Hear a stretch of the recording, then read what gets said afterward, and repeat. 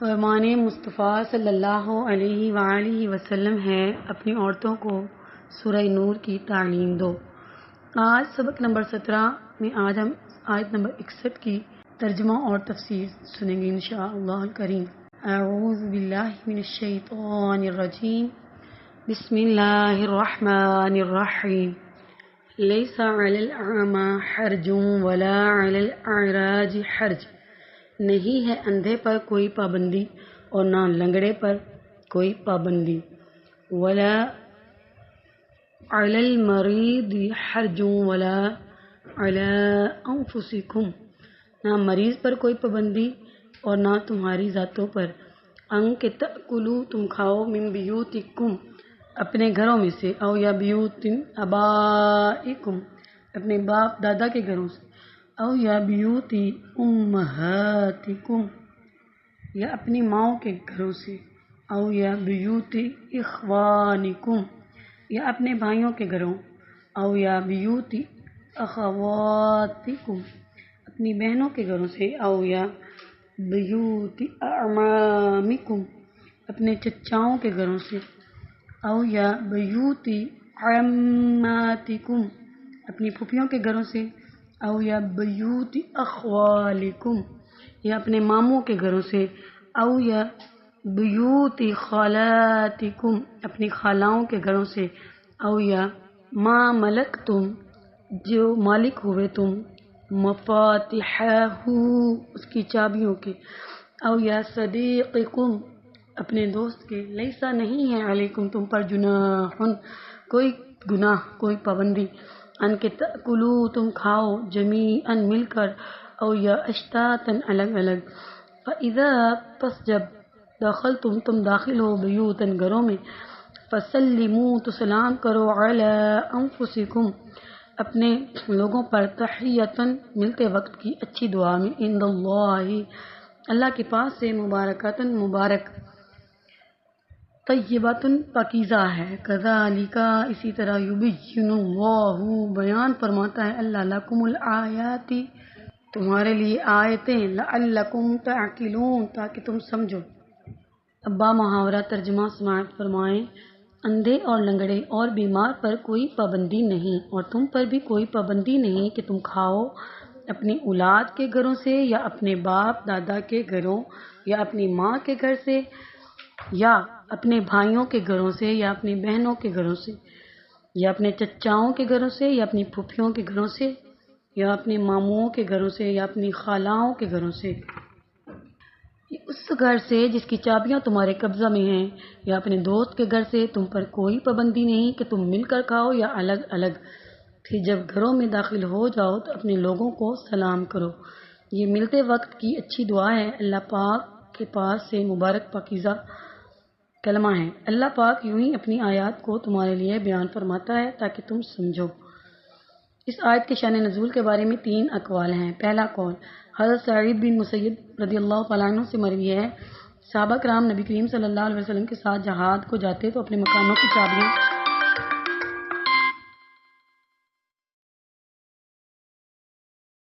نابینوں، بیماروں اور اپاہجوں کو دے جاتے، جو ان عذروں کے باعث جہاد میں نہ جا سکتے، اور انہیں اجازت دیتے کہ ان کے مکانوں سے کھانے کی چیزیں لے کر کھائیں، لیکن وہ لوگ اس خیال سے اسے گوارا نہ کرتے کہ شاید یہ ان کے دل کو پسند نہ ہو۔ اس پر یہ آیت نازل ہوئی اور انہیں اس کی اجازت دی گئی۔ دوسرا قول یہ ہے کہ اندھے، اپاہج اور بیمار لوگ تندرستوں کے ساتھ کھانے سے بچتے کہ کہیں کسی کو نفرت نہ ہو۔ اس آیت میں انہیں تندرستوں کے ساتھ کھانے کی اجازت دی گئی۔ تیسرا قول یہ ہے کہ جب کبھی اندھے، نابینا اور اپاہج کسی مسلمان کے پاس جاتے اور ان کے پاس کھانے کے لیے کچھ نہ ہوتا تو وہ انہیں کسی رشتہ دار کے یہاں کھلانے کے لیے لے جاتا۔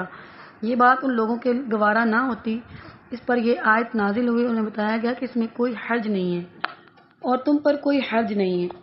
اس آیت کے 11 مقامات ایسے بتائے گئے ہیں جہاں سے کھانا کھانا مباح ہے، یعنی مباح ہے، اس میں کوئی غلط بات نہیں ہے۔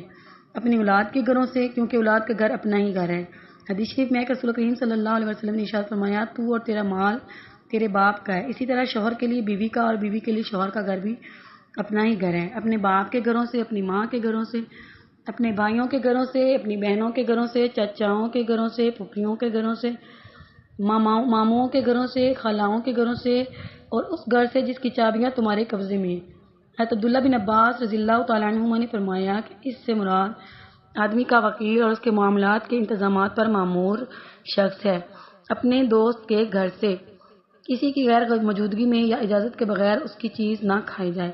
خلاصہ یہ ہے کہ ان سب لوگوں کے گھر کھانا کھانا جائز ہے، خواہ وہ موجود ہوں یا نہ ہوں، لیکن یہ اجازت اس صورت میں ہے کہ جب وہ اس پر رضامند ہوں، اور اگر وہ اس پر رضامند نہ ہوں تو اگرچہ وہ واضح طور پر اجازت دے دیں تب بھی ان کا کھانا کھانا مکروہ ہے۔ اور فی زمانہ تو یہی سمجھ آتا ہے کہ کسی غیر کی موجودگی میں اور اجازت کے بغیر بالکل نہ کھائے، کیونکہ ہمارے زمانے کے حالات میں مادیت پرستی بہت بڑھ چکی ہے۔ امام غزالی فرماتے ہیں جب آدمی اپنے کسی دوست کے گھر جائے اور صاحب خانہ گھر پر نہ ہو اور اس کے دوست پر کامل یقین ہو، نیز وہ آدمی جانتا ہو کہ اس کے دوست کے کھانے پر خوش ہوگا، تو وہ اپنے دوست کی اجازت کے بغیر کھا سکتا ہے، کیونکہ اجازت سے مراد رضامندی، اور بعض لوگ صراحتاً اجازت دے دیتے ہیں اور اس اجازت پر قسم کھاتے ہیں لیکن وہ دل سے راضی نہیں ہوتے۔ ایسے لوگوں کا کھانا کھانا مکروہ ہے۔ ابو البرکات عبداللہ بن احمد نسوی رحمۃ اللہ تعالیٰ علیہ فرماتے ہیں ہمارے اسلاف کا تو یہ حال تھا کہ آدمی اپنے دوست کے گھر اس کی غیر موجودگی میں پہنچتا تو اس کی باندی سے اس کا تھیلا طلب کرتا اور جو چاہتا اس میں سے لے لیتا۔ جب وہ دوست گھر آتا اور باندی اس کو خبر دیتی تو اس خوشی میں وہ باندی کو آزاد کر دیتا، مگر اس زمانے میں یہ پیازی کہاں، لہذا اب اجازت کے بغیر کھانا نہیں کھانا چاہیے۔ تم مل کر کھاؤ یا الگ الگ۔ اس آیت کا شان نزول یہ ہے کہ قبیلہ بنی لیث بن عمر کے لوگ تنہا بغیر مہمان کے کھانا نہ کھاتے تھے۔ کبھی کبھی مہمان نہ ملتا تو صبح سے شام تک کھانا لیے بیٹھے رہتے۔ ان کے حق میں یہ آیت نازل ہوئی اور فرمایا گیا کہ تم مل کر کھاؤ یا الگ الگ، تم پر کوئی پابندی نہیں۔ مہمان نوازی سے متعلق دو احادیث۔ آیت کے شان نزول سے معلوم ہوا کہ صحابہ کرام رضی اللہ تعالیٰ عنہم بڑے مہمان نواز ہوا کرتے تھے۔ اسی مناسبت سے یہاں مہمان نوازی سے متعلق دو احادیث ملاحظہ ہوں۔ حضرت ابو شریح کعبی سے روایت ہے رسول اللہ صلی اللہ علیہ وسلم نے ارشاد فرمایا کہ جو شخص اللہ تعالیٰ اور قیامت کے دن پر ایمان رکھتا ہے مہمان کا اکرام کرے۔ ایک دن رات اس کا جائزہ ہے اور ضیافت 3 دن ہے، یعنی مہمان نوازی، اور 3 دن کے بعد صدقہ ہے۔ مہمان کے لیے یہ حلال نہیں کہ اس کے یہاں ٹھہرا رہے، اسے حرج میں ڈال دے۔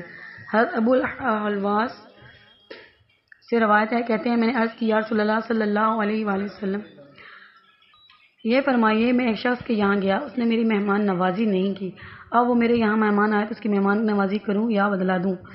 ارشاد فرمایا بلکہ تم اس کی مہمان نوازی کرو۔ مل کر کھانے کے 3 فضائل۔ یہاں آیت میں مل کر کھانے کا ذکر ہوا ہے، اسی مناسبت سے مل کر کھانے کے 3 فضائل ملاحظہ ہوں۔ حضرت عمر بن خطاب سے روایت ہے حضور نور صلی اللہ علیہ وسلم نے ارشاد فرمایا مل کر کھاؤ اور الگ الگ نہ کھاؤ، کیونکہ برکت جماعت کے ساتھ ہے۔ ایک مرتبہ صحابہ کرام نے بارگاہ رسالت میں عرض کیا رسول اللہ صلی اللہ علیہ وسلم ہم کھانا تو کھاتے ہیں لیکن سحر نہیں ہوتے۔ ارشاد فرمایا تم الگ الگ کھاتے ہو؟ صحابہ کرام نے عرض کی جی ہاں۔ رسول کریم صلی اللہ علیہ وسلم نے ارشاد فرمایا تم مل کر بیٹھ کر کھانا کھایا کرو اور کھاتے وقت بسم اللہ پڑھ لیا کرو، وہ تمہارے لیے کھانے میں برکت دی جائے گی۔ حضرت جابر بن عبداللہ سے روایت ہے رسول اللہ صلی اللہ علیہ وسلم نے ارشاد فرمایا اللہ تعالیٰ کو سب سے زیادہ پسند وہ کھانا ہے جس سے کھانے والے زیادہ ہوں۔ پھر جب تم گھروں میں داخل، ارشاد فرمایا کہ جب گھروں میں داخل ہو تو اپنے کو سلام کرو، یہ وقت ملتے وقت کی اچھی دعا ہے، اللہ تعالیٰ کے پاس سے مبارکہ کلمہ ہے۔ گھر میں داخل ہوتے وقت سلام کرنے سے متعلق 2 شرعی مسائل۔ یہاں تک گھر میں داخل ہوتے وقت اپنے اہل خانہ کو سلام کرنے کے متعلق 2 شرعی مسائل ہیں۔ جب آدمی اپنے گھر میں داخل ہو تو اپنے اہل خانہ کو سلام کرے، ان لوگوں کو جو مکان میں ہوں وہ بشرطہ کہ وہ مسلمان ہوں۔ اگر خالی مکان میں داخل ہوں جہاں کوئی نہ ہو تو کہے گا السلام علیکم، السلام علی النبی ورحمۃ اللہ وبرکاتہ، السلام علینا وعلی عباد اللہ الصالحین، السلام علی اہل البیت ورحمۃ اللہ وبرکاتہ۔